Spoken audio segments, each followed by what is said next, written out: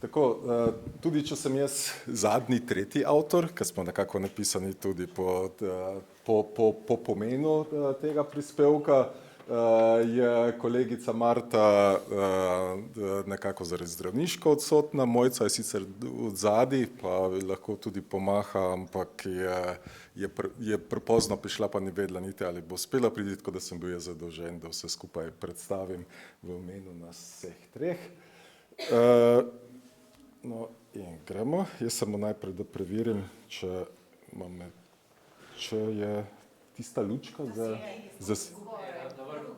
to? Ne.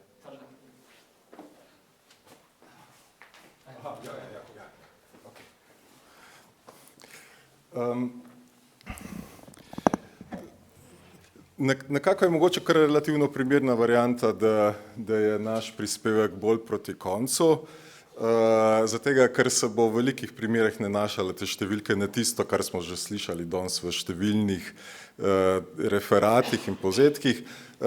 Bolj natančno oziroma iste številke so seveda predstavljene tudi dol na razstavi na plakatih, ampak po drugi strani pa tudi primerno, da mogoče prislišite malo komentarjev in širše slike tega, kako smo do tega prišli. Ampak za lažje predstave,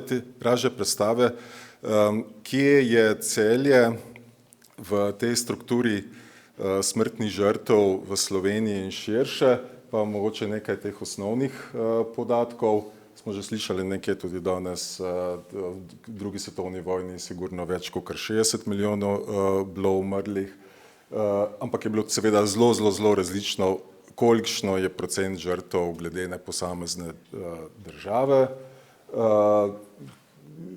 Klasične številke, na primer za Poljska je 16%, Sovjetska zveza 13,7%, potem pa je Jugoslavija, Madžarska, Avstrija, če vzamemo tisto, v katerem okviru se je tudi Slovenija dosti nahaja, tam nekje okoli 6% takratnega prebivalstva je umrlo med drugo svetovno vojno. No, rezultat za Slovenijo je pa tisto, kar je bilo ugotovljeno glede na raziskavo, dolgoletno raziskavo na Inštitutu za novejšo zgodovino, popis smrtnih žrtev druge svetovne vojne in zaradi nje, kjer smo prišli do številke okoli 100.000 smrtnih žrtev, kjer pa seveda spet so zadeve zelo različne zaradi različne dinamike glede na okupacijske pokrajine. Je Ljubljanska pokrajina tam, kjer je bilo največ žrtev, 9,5% prebivalstva, Koroška in Gorenjska kot en del tudi čez 7%, Spodnja Štajerska kot celota je bilo 5,4, Primorska 4,8, potem pa manj Prekmurje 1,9, za Reško pokrajino je problem, da ni primerjalne številke možno čisto točno dobiti zaradi statistične primerjave, ampak če v tem primeru pogledate, zato sem hotel imeti to zdrav, kje v tem kontekstu pride Celje 9%. In z tega stališča je Celje kot, tukaj v tem primeru zdaj govorimo tisto, kar je Celje kot današnja občina.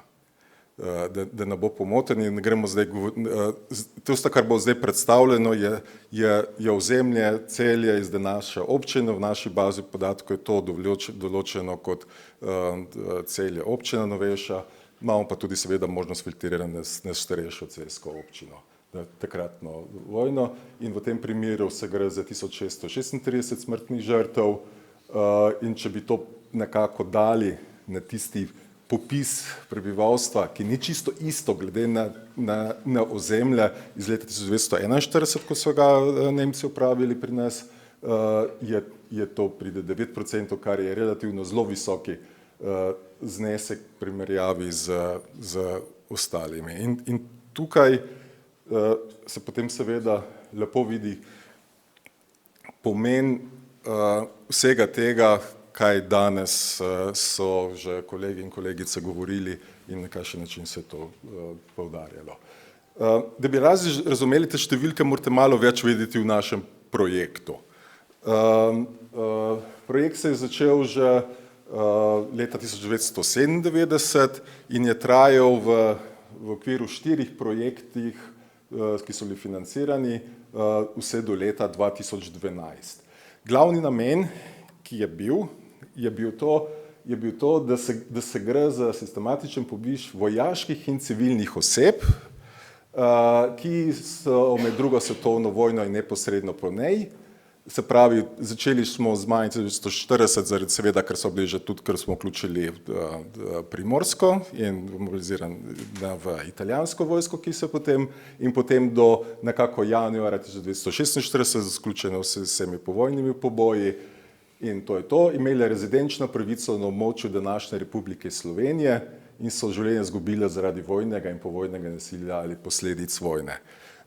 To pomeni, da niso notri vštete samo tisti, ki so mogoče umrli v taborišču, ko smo prej govorili, ampak so tudi potem, ko so prišli iz taborišča, so zaradi posledic taborišča marsikdo, kar zelo veliko jih je potem, ko so preživeli taborišče in je to število žrtev kar zelo veliko naraste. Kot naprimer en primer,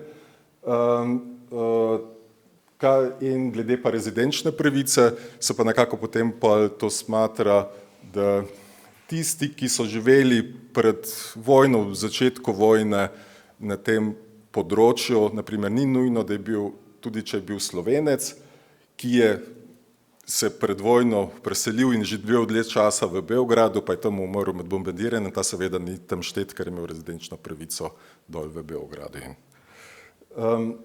Druga varianta, kar je potrebno pa vedeti, da smo to potem, ko je leta 2012 bila zaključeni vsi ti projekti in so bile tudi neke študije narejene že, smo potem tehnično naprej vzdrževali to bazo teh 100.000 žrtev v okviru raziskovalne infrastrukture slovenskega zgodovinopisja in smo bazo tudi delno dopolnjevali. Nekako takrat, ko se je zaključilo, je bilo rečemo naprimer 97.000 žrtev pisano, zdaj jih je že čez 100.000, vedno se nekje dvojniki bliže dodajo, ampak to ni več tisto sistematično delo, ko je bilo takrat v okviru projekta, to je bolj v smislu, da se javljajo, da občasno dobimo kakšne informacije, ljudje javijo informacije ali pa kaj podobnega, ali pa kakšne informacije se prečistijo in podobno. Zelo pomembno za razumevanje same raziskav pa je to, da se je zbiralo zelo različne podatke o osebah. Skupaj je naprimer 25 spremljivk tukaj naštetih in se gre vse od imena in priimka seveda, od očeta, matere, če so podatki, od rojstva in podobno, pa bomo malo to kasneje pogledali na drugem primeru. In seveda na vse te spremenljivke, ki imajo svoje vrednosti, je za vse to je možno delati in neke osnovno statistične izračune. In tega seveda v tem prispevku nismo mogli narediti za vse, kar je bilo mogoče, za tega bo v nadaljevanju prikazan samo nekaj en osnovni del tega, kar je v resnici pa mogoče dano preko baze, da se naredi. Je pa najnovejša verzija zbirke teh naših raziskovalnih podatkov te baze dostopna še vedno na Zgodovini Slovenije History, na novem naslovu zdaj, ker je bila zdaj zelo dopolnjena, tudi tehnično. Hkrati je bila dopolnjena vsebinska, da smo do zdaj objavili čisto vse podatke, ki smo jih imeli. Prej je bila omejena glede na zakon o dokumentarnem in arhivskem gradivu, samo tisto, kar je ta zakon dovoljeval. Zdaj smo na podlagi novega zakona o varstvu osebnih podatkov, te druge verzije, imeli možnost, da objavimo vse. Hkrati pa smo dodali to možnost, da registrirani uporabniki, to pa ne pomeni samo registrirani raziskovalci, ki vas tudi kolege in kolegice vabim k tem, da pristopite, ampak tudi zainteresirana širša skupnost, ima možnost, da zdaj dodaja ne samo tako, kot smo prej imeli predloge, ampak da direktno začne vpisovati v bazo, potem, ko se registrira. To ne pomeni, da boste s tem izničili naše podatke, ampak boste naredili glede na uporabniško ime svoj sloj, ki bi ga bo mogoče videti. In ta zadeva je nekako vidna takole.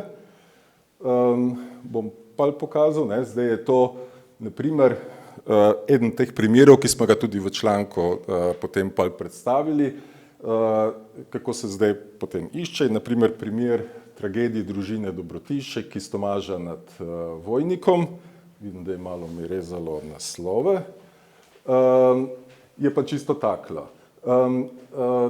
Tukaj gor, samo se to nažalost ne vidi tukaj, je iskanje, ki gre preko telih filtrov. In tukaj sem jaz samo opisal primek Dobrotinšek, pa naslov Tomaž nad Vojnikom, dobi se 5 zadetkov in tukaj pokažejo za vso to družino, ki je takrat v tragično umrlo, preživela sta samo ena hčerka, ki se je uspela vrniti iz Auschwitza, pa druga hčerka, ki je bila tukaj mala, da je bila poslana v to otroško taborišče, kar smo tudi pred kolegice pred menoj slišali, vsi ostali so pa v tej zadevi umrli. Tako, naprimer, na ta način s temi filtri je mogoče dobiti to in ni samo to. Tukajle, naprimer, je potem pa glede na filtre mogoče dobiti te rezultate, kolikšno je število. In vse tisto, kar bo tam kazano, kar bo skozi večino tega, kar smo tukaj pokazali, je mogoče že s temi filtri se lahko že sami izračunate na podlagi tega, da spremljate, katera številka je tukaj. Druga pomembna novost je, ko sem rekel, da se je mogoče registrirati in da bo tisti, ki se bo registriral, bo dobil tudi možnost dodajanja podatkov. Hkrati pa, če so kje kakšne večje skupine, mi imamo naprimer te spomeničarje, ki so že na geopediji dodajali partizanske spomenike, so upisali kar veliko podatkov že noter in imajo svojo skupino, ki s tem dodaja in mogoče tudi filtrirati s tem. No, podatki pa nekako tako izgledajo. Primer ena. Helena Dobrotišek se pravi, naprimer tako je. Priimek, ime očeta, ime matere bi bil lahko priimek matere, datum rojstva, kraj rojstva, naslov, kje v stari občini, novi občini, pokrajini takratni okupacijski, zakonski stan, poklic, narodnost, spol in potem podatki o smrti, kakšen vojni status je imela ta oseba, datum smrti, kraj smrti, država smrti, kraj pokopa, če je država pokopa, vzrok, povzročitelj smrti. Primer, vse take zadeve se dela in vse to je mogoče preko tistega filtra spraviti ven. Kar pa je za uporabnike mogoče najbolj pomembno in tukaj pri tej varianti je pa to, da so zdaj objavljene tudi vsi viri in opombe, ki so je raziskovalke takrat, ko so zbirale podatki, si pisvali in vse iz katere vire so te podatki ven bili dani, so opisani in hkrati v primeru, če je kakšni dvomljive podatki, da naprimer, da sta znana 2 podatka za eno in isto zadevo, je tukaj od spodaj to zapisano, razrešeno in podobno. No, zdaj pa da vidimo, kaj se iz tega da dobiti. Naprimer, čisto osnovna opisna statistika, naprimer, te, ko smo rekli 1636, je od tega seveda 1321 moških in 313 žensk. To ni nobena presenetljiva zadeva, to velja približno za celo Slovenijo, mogoče žensk celo relativno, mogoče kakšen odstotek več, kot za povprečje, ampak glede na situacijo v Sloveniji je to podobno. Naprimer, podobno velja za 72 mladoletnih oseb, pa 1275 Slovencev, pa 237 nemške narodnostne manjšine. In zdaj, pa da jaz razložim malo, kaj zdaj to pomeni. Zgleda vse osnovno, pa zgleda zelo enostavno. Ampak v resnici je pa tako, da za vsako tako kategorijo se skriva že en načrt, ki ga je, rečemo temu, eno metodologijo, ki jo je Inštitut za novejšo zgodovino takrat imel in jo je vzpostavil že od začetka izvajanja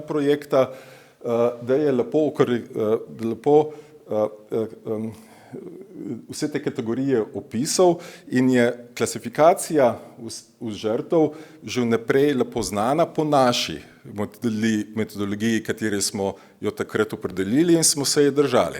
To ne pomeni, da je zdaj ta metodologija edina in pravilna metodologija, je pa dobro poznati tega, ker če se kdo seveda s to metodologijo ne strinja, bi mogel začeti jovo na novo vse skupaj klasificirati in dodati. In naprimer,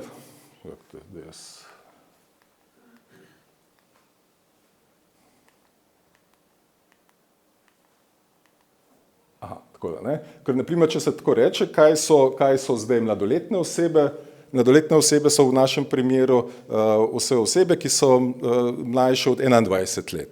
To je zdaj tista kategorija iz tistih časov, ampak če tega ne veš, ne boš vedel, zakaj je to tukaj mladoletna oseba. Tudi klasifikacija, kdo je Slovenec, kdo je Nemec, zna biti mogoče kdaj stvar presoje in presoje teh raziskovalcev, ki so to takrat določali in bi lahko bila tudi kdaj kasneje stvar debate. Ampak pri nas je pač smo latvali iz teh kategorij, ki so jih raziskovalke zelo pazljivo skozi ves čas teh dolga, ne bom rekel leta, skoraj dobesedno desetletja, skozi vse tiste številne vire spravile in prišle do vseh teh različnih vrednosti za te kategorije. In potem ena druga osnovna, pa seveda koliko je število žrtev naraščalo, kar pa tudi ni presenetljiva zadeva, to velja podobna skala tudi za celotno Slovenijo. Zdaj pa, ko veste več glede kategorij, je pa seveda dobro potem pa pogledati, kako se to odraža na posamezni varianti. Je pa tak, od teh 1636, da pa če gremo od spodaj gledati, boste videli tukaj 316 neznano. Za 316 oseb nismo sploh mogli določiti, kakšen je bil njihov status, takrat, ko so bili žrtev. In kar pomeni, da ni to, da ne bi mogli domnevati, kaj je bil kdo. Če je bil kdo ubit, usmrčen iz te strani, ni nujno, bi se lahko domnevalo, da je pripadnik tega pa tega, ampak pri nas je šlo zelo na sigurno varianto, brez dvoma, mora biti potrjeno v dokumentaciji in v tem kontekstu, spet sem pritisnil, v tem kontekstu je seveda toliko bolj pomembno, da so te zadeve pravilne. In tukaj se lepo ugotovi, da od teh, kar pa je pa znano, veliko števila so seveda civilisti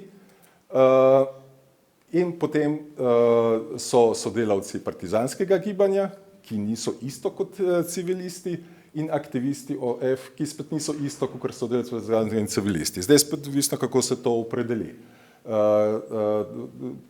V našem kontekstu je bilo to seveda zelo dobro opredeljeno. Potem so pripadniki partizanskih enot slovenske partizanske vojske, jugoslovanske partizanske vojske, jugoslovanska kraljeva vojska, slovenski četniki samo 4 in druga večja poleg partizanske vojske, in teh so bila nemška vojska zaradi tudi mobilizacije, o kateri smo že danes tudi dokaj slišali, in seveda veliko število mrtvih v tem kontekstu. Kdo je pa zdaj tisti, ki je povzročitelj? Obratna varianta, vse te kategorije, ki smo jih imeli za kateri vojni status, se seveda preobrne na glavo, in kdo je zdaj, ki je glede na dokumentacijo, do katere smo dostopali, za tega seveda je spet tukaj velika številka 501 oseba, za katero ne vemo, kdo je bil povzročitelj, oziroma ne moremo sigurno trditi. Je tako, da so bili seveda, kar tudi nič presenetljivega, nemške okupacijske enote in gestapo. Če tukaj vidite domobrance in podobno, tudi ni nič presenetljivega, zato ker v okviru Celja je bilo po letu 42 praktično nobenega odporniškega gibanja. Bilo odporniško gibanje je bilo leta 41 in 42 strani Nemcev zelo učinkovito razbito kot partizansko odporniško, In seveda je dosti teh, ki pa je šlo v partizane iz Celja, je šlo v partizane tudi kje drugje. Marsikdo je bil seveda takoj v začetku vojne zgnan proti Ljubljani, iz Ljubljane v partizane in potem padel nekje na Dolenjskem in podobno. Tako da je tudi nič čudnega, da prihaja tega, kar to ne pomeni, da so domobranci tukaj bili v Celju. Ne. Podobno seveda velja za ustaše, ne. Kjer so pa verjetno povzročene tudi, kar je bilo dosti pa pri civilistih. Ne. Bomo, ja. In potem tukaj pa je te drugi povzročitelji so pa seveda partizanske enote, veliko zaradi povojnih pobojev, voz, jugoslovanska armada in spet ta zadeva z rdeča armada pa zavezniške vojaške enote, če se tako reče, ki so bili seveda povzročitelji smrti za mobilizirance v nemško vojsko. In v teh kontekstu je seveda se gre spred vzrok smrti, padli v spopadih in zaradi nje pogrešani, umrli v različnih okoliščinah, umorjeni, padli kot talci, umrli v zaporu in podobno. Zdaj bi pa iz tega jaz tukaj izpostavil, mogoče za lažje razumevanje vse te kompleksnosti, padli kot talci. Ne? Padli kot talci, vidite tukaj 147, ne? Ampak, če gremo pa mi potem naprej gledati, tukajle, ne, pa imamo od civilnih žrtev 611 oseb, tega 340 Slovencev, 200 pripadnikov teh, je bilo ustreljenih 38 oseb kot talcev. To pomeni, od tistih več kot 120 oseb, ki je bilo prej tem, je tukaj nekje kar naenkrat, ki je 38. To ni diskrepanca, to pomeni, da tukaj se gre samo za eno kategorijo razloženo iz prejšnje enote, kjer je bilo civilno prebivalstvo, ni bilo pa na primer podporniki partizanskega gibanja, aktivisti, partizani, za katere tudi veste iz vseh teh zadev, da so bili zelo pogosto tudi tisti, ki so bili ustreljeni kot talci. Na primer, prejšnja družina, ki sem jo predstavljal, je bila najprej klasificirana ena kot podporniki, ker so skrivali partizane, so bili podporniki partizanov, potem je eden od njih potem šel od partizani kot partizan umrl, drugi so umrli kot taboriščniki v taborišču. Že usoda ena družina je bila razklana na te različne kategorije. Ne. Podobno je tukaj, ne, internacija, pri povojnih pobojih in bombardiranja. Druga slika je, pa končam, pa če se pozame, to smo zdaj govorili o teh, ki so imeli, rečemo temu, pravico, ki so izhajali iz Celja. Druga obratna varianta pa je, kaj se pa zgodi s temi, ki pa so umrli v Celju. Ne? V tem kontekstu smo že slišali, lahko še enkrat tole se pritisne.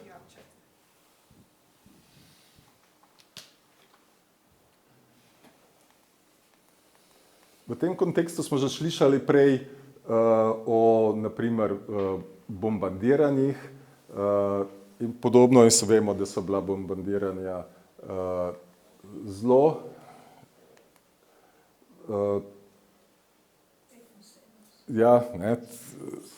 zelo veliko, glede na našo bazo teh, kolikor je bilo veliko.